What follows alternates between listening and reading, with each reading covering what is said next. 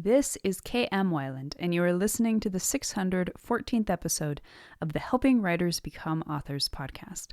I hope you enjoyed this week's episode, Genre Tips, Part 1, How to Write Fantasy. Genre is an important consideration for any writer. Not only can identifying your story's genre, and perhaps subgenre, help you create cohesion and resonance amongst your plot, character arcs, and theme, it will also be a crucial piece of information when it comes time to market your story to readers. Today, I'm opening a 5-part series examining major fiction genres, beginning with How to Write Fantasy. Last fall, I asked readers on the website to tell me what topics you'd most like to see featured on the site and here on the podcast. One that was repeatedly mentioned was that of genre tips. Now, I haven't written much about genre before, in part because most of the tips and techniques I teach are not genre specific and can be directly applied or modified to fit any type of story. Also, I do not consider myself a genre expert. There are some genres I read hardly at all, such as horror, that I can't comment on. There are other genres, such as romance, that are so specialized that their guidelines are often much more specific than for other genres. And there are simply many genres, such as mystery, that although I may read or watch them, I do not personally write them, and therefore don't have a great depth of experience or knowledge about their inner workings. That said, because genre is an inevitably important topic for writers to consider, and because so many of you asked for my take, I thought it would be fun to go on a whirlwind tour of 5 major genres: fantasy, romance, historical, mystery, and literary. In each installment, I will be looking at unique considerations for the big 3, plot, character, and theme, as well as any particular pitfalls or pointers I've gleaned from my own experience with these stories. We begin with one of my personal favorite genres, fantasy. 3 out of 5 of my published novels have some element of fantasy, and the work in progress I am working on at the moment is my second full-blown fantasy. The genre is broad with many subgenres, but always includes some fantastical element, something magical or foreign that does not exist in reality.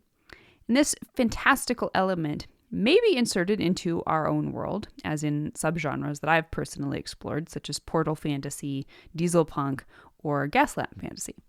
Or, more strictly, the entire world and premise may be based on a fantasy world. Classically, this fantasy world is often medieval in nature, but in recent decades, fantasy worlds have become much more diverse in source inspiration. Now, fantasy is a milieu genre, which means the genre trappings can provide the backdrop to many types of stories. For example, beats of a romance or mystery can take place within a fantasy milieu. More traditionally, fantasy is known for its epic stories of quests and conquests in the style of myths and legends or archetypal journeys, such as the hero's journey. In this episode, I will primarily be talking about this more traditional type of epic fantasy. Other fantasy subgenres will draw upon classic fantasy tropes, but will blend them with those of other genres. All right, so here are my 5 tips for how to write fantasy. Tip number 1, beginnings in fantasy. Do you need a prologue? Back in the day, it seemed like a prologue was almost a required trope for a fantasy novel. Mostly, these prologues were used to explain some of the world lore or perhaps ancient backstory in order to get readers up to speed with the rules and history of the story. I feel like we're not seeing quite as many of these prologues these days, and on the whole, I count this as a good thing, since fantasy stories often seemed particularly prone to all the pitfalls of a prologue. The most common pitfall is the prologue functioning as a prettified, and sometimes not so prettified, info dump. In a huge fantasy story, sometimes there is no good way around this, but usually there are much more artful ways to share information. One thing to keep in mind is that the readership of fantasy has evolved greatly over the past 70 years or so. This is now a mainstream genre with highly familiar tropes. Readers understand they are entering a new world, and they know how to pick up cues about the setting and the world as they follow the characters around. They won't need to have everything spelled out for them in the very beginning.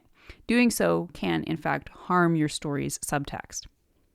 That said, many successful prologues exist to hook readers into the story rather than to exercise the author's self-indulgence or insecurity about the world details. The same rules apply to prologues as to the beginning of any story.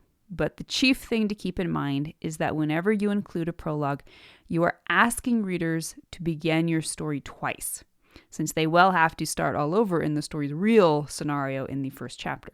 So just make sure you've hooked them in both the prologue and the first chapter. An example of this is the prologues in Patrick Rothfuss's Kingkiller Chronicles, which function solely as hooks, showing readers the mysterious and compelling contrast between the teenage protagonist in the main part of the book and the legend he grows into. Tip number 2, settings in fantasy. Know your story world and magic system. As a milieu genre, fantasy is all about the setting. When reading these stories, readers get to enjoy seeing something new, or at least familiar elements rearranged in unexpected ways. And this is what draws many writers to the genre. Certainly it was what drew me. My first love was historical fiction, but I grew frustrated with the confines of the facts and moved over to fantasy, where I could retain a historical aesthetic without the constraints. However, just because the possibilities for your fantasy world are endless doesn't mean you're free to do anything. The best fantasy settings firmly ground themselves within their own realities. You may not be limited, but your story should be. Your fantasy's geography, culture, and magic system, if appropriate, must all feel just as concrete to readers as would a well-researched story about, say, Paris or Texcoco. Don't kid yourself. Research for a fantasy story can be just as extensive as for a historical story.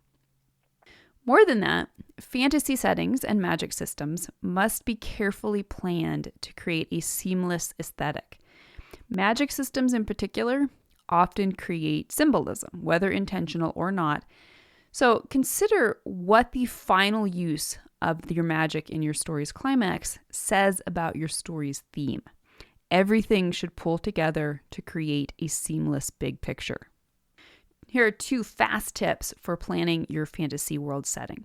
Number 1, use Patricia C. Reed's amazingly extensive fantasy world building questions, which you can find online, to make sure you're thinking through every part of your world. And number 2, to help with the research load later on, keep a running log of tidbits that you may run into in your non-fantasy reading. For example, as an avid reader of history, I will often come across an anecdote or fact about historical life that I might be able to use later on to make my fantasy world feel more realistic and dimensional. A great example of how to bring your fantasy setting to life can always be found in the works of fantasy maestro Brandon Sanderson. No modern writer is more well known for his incredible world building. The climax of his Mistborn series couldn't have happened at all without the existence of his particular type of metal-based magic, which makes the overall effect feel seamless and integral to the entire story. Tip number 3. Story structure in fantasy. Watch your timing and keep tabs on what happens between beats. So one of the main questions I received about genre in general was, how does genre affect story structure? And the short answer is it doesn't. Classic story structure offers nothing more than the general shape of a story arc. The timing and the essence of the basic plot points can be applied to any genre. However, each genre then tightens itself up with even more specific beats. In fantasy, perhaps more than any other type of story, those beats are most often aligned to that of the classic hero's journey, or other archetypal journeys such as the maiden, queen, king, crone, and mage, which I've talked about extensively in my series on archetypal character arcs, and in my upcoming book, Writing Archetypal Character Arcs.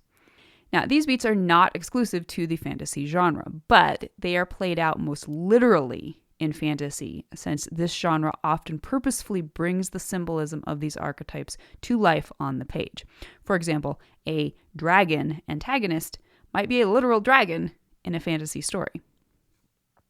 One other major concept to be aware of when it comes to story structure in fantasy is the timing of the beats.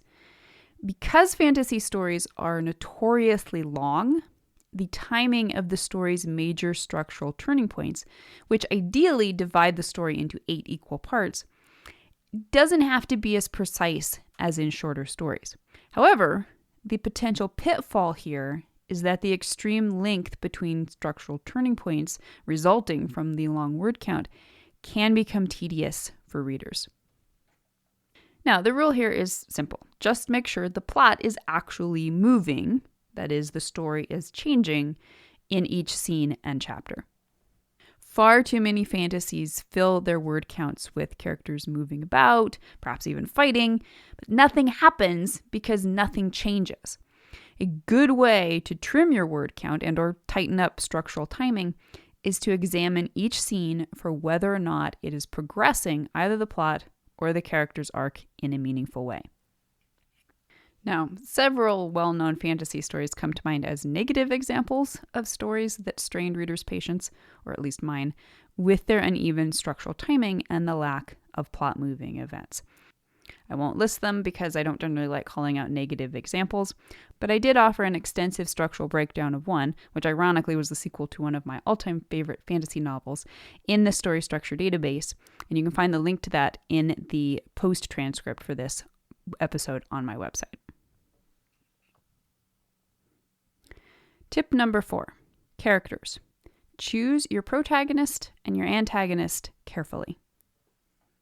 Protagonists in fantasy are traditionally heroic, but can run the gamut as in any genre. Depending on the story's stakes, the antagonist is usually a big bad, wielding a tremendous amount of tyrannical or even apocalyptic power. Characters are often purposefully archetypal in some way, but their humanity should never be taken for granted. When I am searching for a new fantasy to read, one of the first things I check is how dimensional the characters seem. Because fantasy is a genre that's all about setting, some writers get sucked into the shiny glissiness of their world, but end up with cardboard stock characters. As a reader, I am always turned off by this. I want to see characters of deep humanity moving through this exciting new world. Less obvious, but sneakily just as important, is the antagonist. Antagonists can make or break the logic of a story's plot. If the antagonist's motive fails to make sense or support the scope of the stakes, the story will stutter, sometimes fatally. So choose your antagonist with care. And you can start by examining what archetypal antagonist makes the most sense for your protagonist's arc. From there, make sure your antagonist's motivation makes sense at every step of the plot. If the antagonist isn't personally present with the protagonist for much of the conflict, you'll want to make sure antagonistic proxies show up in a way that supports and does not diverge from the main conflict with the main antagonist. For example, one of my all-time favorite fantasy novels, Anthony Ryan's Bloodsong, earns that status mostly on the back of its incredibly well-realized protagonist. The book is somewhat unusual in the genre for focusing solely on its protagonist's POV, but thanks to the depth of the character, it works stunningly. And tip number 5, theme. Symbolism is of extra importance. These days, fantasy has become so mainstream that we accept its tropes as part of our own reality in a sort of meta way. However, the roots of fantasy are deeply symbolic. Seminal fantasy stories, such as Lord of the Rings, drew directly from mythology and history to create fables that symbolized humanity's actual structures. Other stories, such as The Lion, the Witch, and the Wardrobe, took this principle even further as deliberate allegories. One of the most magnificent features of fantasy is its ability to access this potent symbolism. I call it a hotline to the subconscious. Not every fantasy story will necessarily dial up this hotline on purpose, but because the genre itself exists as a sort of metaphor for real life, its capacity for symbolism is almost unavoidable. If you can wield this power consciously, you can significantly up your story's potential. So at its simplest, what this entails is simply choosing every piece of your story with intention. Its setting, its historical influences, its magic system, its protagonist, antagonist, supporting cast, and their respective character arcs, its imagery, etc. In short, everything. Make sure they are all part of a seamless whole. For example, the magic system you create should directly interact with the protagonist's personal arc, as in the Harry Potter stories, in which the love and friendship that Harry cultivates throughout the series becomes the crucial factor needed for the magic to defeat the antagonist in the end. And you can then take it all up a notch by purposefully choosing the metaphor you wish to convey through your story and crafting everything in the story to support that symbolism. For example, if the thematic premise you wish to explore is that of humans' self-destructive relationship to nature, you might create a story such as Hayao Miyazaki's Princess Mononoke, in which every element is chosen for its deeper symbolism in relation to this premise. What started as an often reviled genre just for geeks has become one of the most popular genres of our time. It combines its endless potential for imagination and innovation with deep roots in archetype and myth, creating the possibility for both exciting adventure and profound resonance. So I hope these quick tips prove helpful as you spin fantasies of your own. And I hope you'll stop by the site and tell me your opinion. Do you write, or perhaps just enjoy reading or watching fantasy?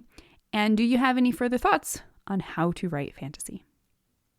If you'd like to be part of the word player community over on my site and join in the conversation on this subject, be sure to stop by the website at helpingwritersbecomeauthors.com.